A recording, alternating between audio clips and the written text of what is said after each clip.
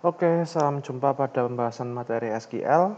Pada video kali ini kita akan membahas tentang fungsi-fungsi yang paling umum digunakan pada saat bekerja dengan SQL, yaitu karakter function atau fungsi-fungsi yang terkait dengan tipe data karakter, ya. Fungsi-fungsi yang terkait dengan tipe data karakter. Nah, fungsi-fungsi yang terkait dengan tipe data karakter itu dibagi atas dua macam. Yang pertama adalah case manipulation, untuk memanipulasi case dari karakternya.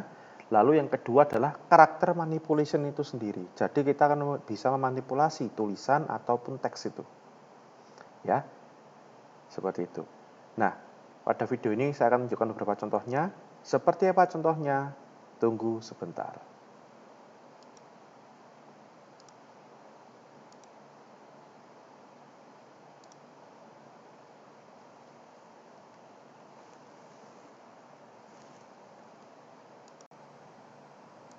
Oke, saya masih menggunakan Oracle 11G ya. Saya masih menggunakan Oracle 11G. Nah, sekarang saya coba tunjukkan kepada Anda sebuah query terlebih dahulu. Coba Anda perhatikan ini. Select.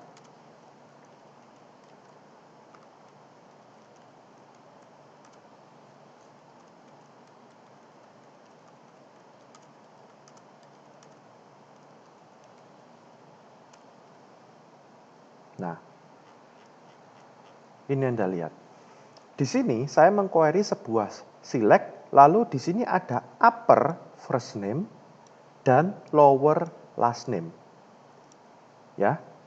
Lalu setelah saya jalankan query-nya, Anda bisa melihat seperti ini. Upper first name-nya, tulisan namanya menjadi huruf kapital semua.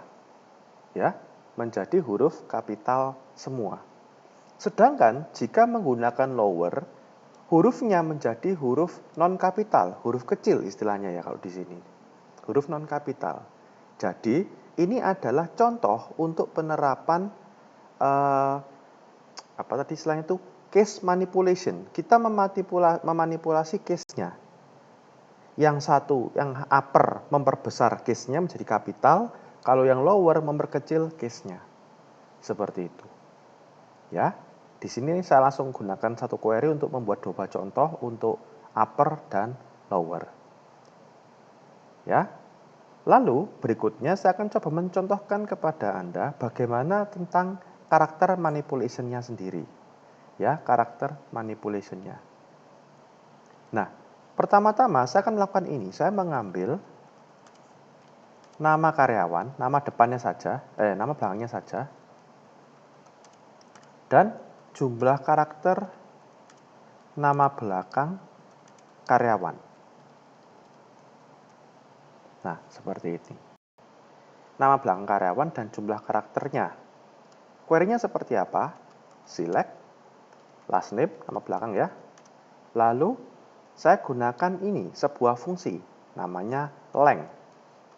Length last name. Untuk mendapatkan apa? Jumlah karakter from employees. Yes.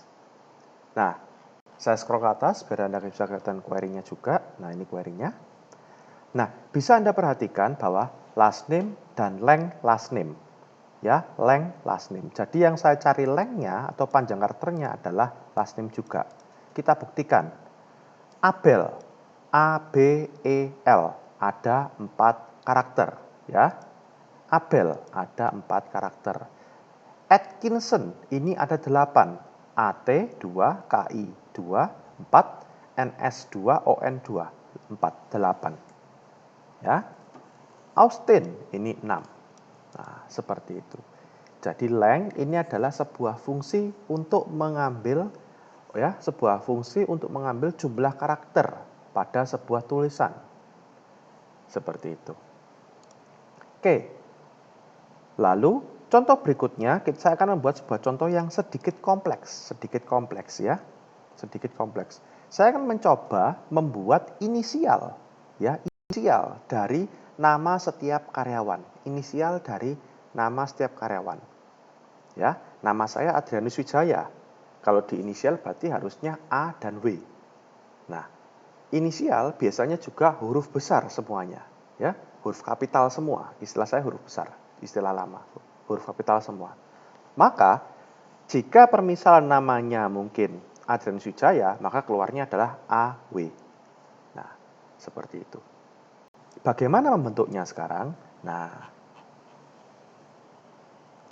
membentuk inisial nama karyawan. Ya. Pertama-tama kita harus bisa mengambil dulu huruf paling depan dari namanya karyawannya itu. Huruf paling depan dari nama karyawannya. Ya. Lah, untuk mengambil huruf paling depan dari nama karyawan, query-nya seperti ini. Select, saya kenalkan Anda sebuah fungsi namanya substring. Ya, substring. Maaf, bukan substring ya, substr. Seingat saya substr ini. Saya query-nya, sintaksnya, substr, lalu nama depannya dulu, first name. First name. Lalu saya mau mengambil satu karakter saja. Satu karakter saja berarti saya ambil mulai indeks pertama karena inisial ya. Saya ulang lagi, saya membuat inisial. Inisial itu karakter huruf paling pertama dari nama depan digabung dengan huruf paling pertama dari nama belakang. Seperti itu. Substring first name 1. Lalu saya ambil juga 1. Seperti ini. Lalu untuk membuktikan, saya masukkan first name from employees. Ya, ini. Kita lihat. Substring first name 11 first name. Alan, first name Alan, hasil substringnya adalah huruf E. First name-nya Sundar, hasil substringnya adalah S. Moze, hasil substringnya adalah M. Ya, berarti first name 11 ini bisa kita gunakan untuk mengambil huruf pertama dari nama atau dari tulisan. Ya, pada ini kasusnya adalah nama orangnya, nama depan dari orangnya, huruf pertamanya. Lah, kalau Anda bertanya, 11 ini maksudnya apa? Satu yang pertama, ini adalah starting untuk mengambil substringnya, starting index untuk mengambil substringnya. Bagaimana menghitungnya? Ini tuh 1, saya gunakan contoh Ellen ini ya. E ini 1, L2, ini 3, 4, dan 5. Saya ulang lagi. Ini satu yang pertama, ini adalah starting index-nya untuk mulai mengambil hurufnya atau mengambil substringnya itu sendiri. Nah, 1, ngitungnya seperti apa? Contoh Sundar. S ini 1, U2, N3, D4, A5, dan terakhir R ini adalah 6. Seperti itu. Nah, itu satu yang pertama. Satu yang kedua ini apa? Berapa banyak yang mau kita ambil substringnya, berapa karakter yang mau kita ambil. Kalau kita cuma ngambil 1, ya keluarnya 1. Contoh nih, saya mau coba, saya iseng, saya ganti dengan 2. Tadi kan 1-1 ya, sekarang 1-2. 1-2. Lah, Ellen keluarnya EL. Sundar keluarnya Su. Mose keluarnya Mo. Nah, seperti itu. Jadi yang satu pertama ini adalah starting index-nya, tadi saya sudah tunjukkan ya. Lalu yang kalau 2 ini adalah berapa banyak yang mau kita ambil. Nah, kalau kita mau mengambil huruf pertama saja, maka 1-1 seperti ini. Nah, dengan cara yang sama kita bisa gabungkan dengan huruf pertama dari nama belakang. Seperti apa? Select. Ya, saya scroll sedikit, select substring substr first name 1,1 ya. Lalu koma substr last name 1,1 from employees. Nah, ini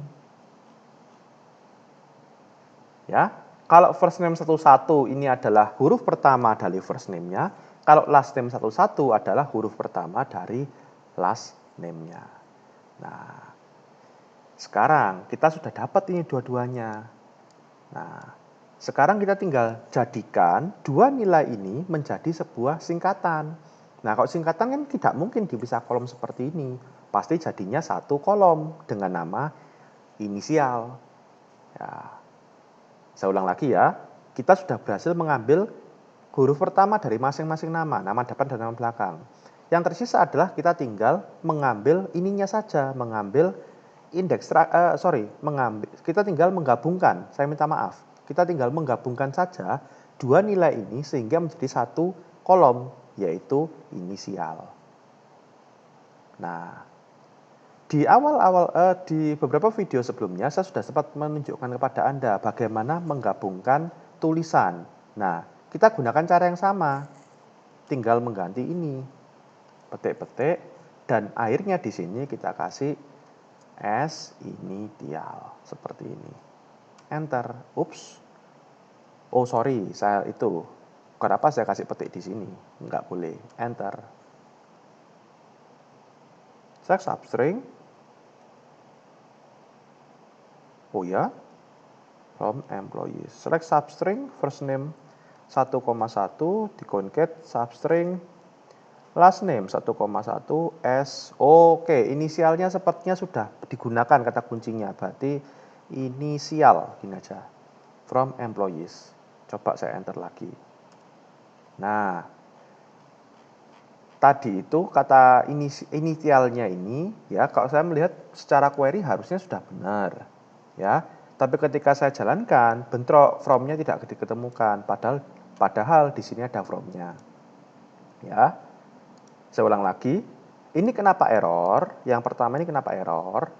Karena kata kunci initial ini sudah dipakai oleh SQL, digunakan sebagai kata kuncinya SQL.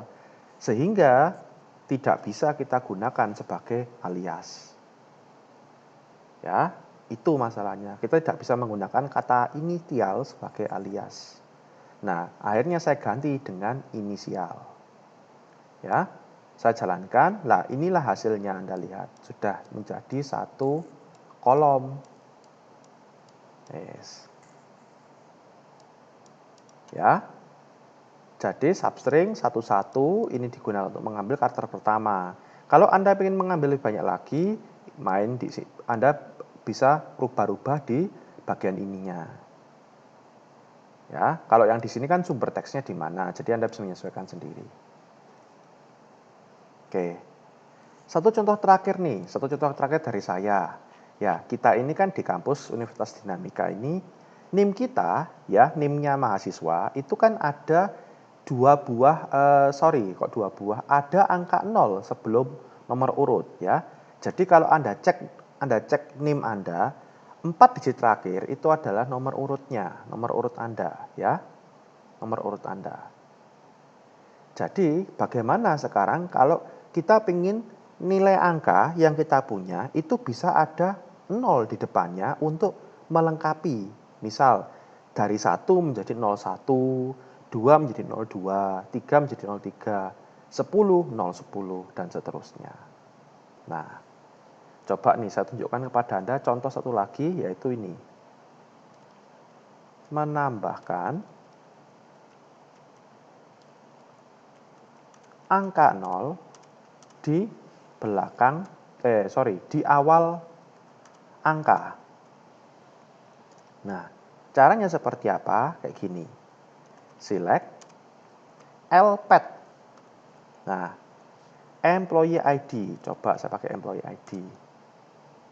Ya, kalau di kampus kita nomor urut itu kan ada 4 digit. Ya, misal nomor urutnya 100, maka jadi 0100. Nomor urutnya 20 menjadi 0020. Nah, seperti itu. Di sini employee ID semuanya itu 3 digit angkanya. Jadi kita tinggal menambahkan 0 di depannya. Nah, untuk menambahkan angka 0 sebenarnya sederhana. Kita bisa menggunakan concat yang seperti ini. Ya, kita menggunakan concat yang seperti ini bisa. Karena kan angka employee ID jumlahnya sama-sama 3 digit semua. Tidak ada yang 2 digit, tidak ada yang 1 digit. Jadi nolnya pasti nambahnya cuma 1.